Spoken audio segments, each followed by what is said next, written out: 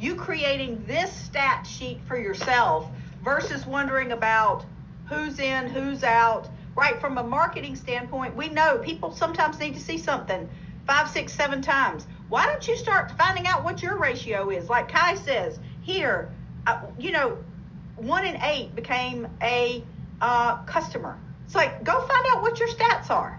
Then you can write your own recipe to get to the 50,000, 100,000, $1 million, whatever it is you want. Go figure out your recipe. I will say this, because I pointed this out, I think last night on our team call. Kai prospected 11,000 people, recruited 300. Melissa Collins has 10,000 followers. She has shared the idea of Legal Shield with her followers. She's recruited 400. Isn't it interesting? 11,300, 10,400. Those, it's like the numbers are the numbers, guys. So let's just be clear on, you're focused on the people saying no more than you're focused on finding the ones that say yes.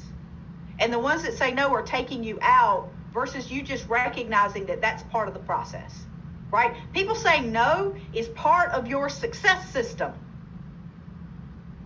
Stop expecting everybody to say yes.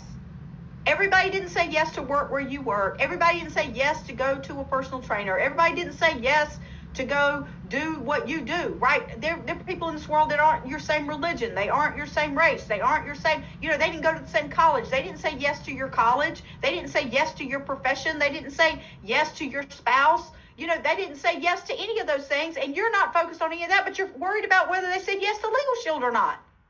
That's crazy thinking, right? Pepsi's right on Coke's heels because people are saying no to Coke every day and saying yes to Pepsi.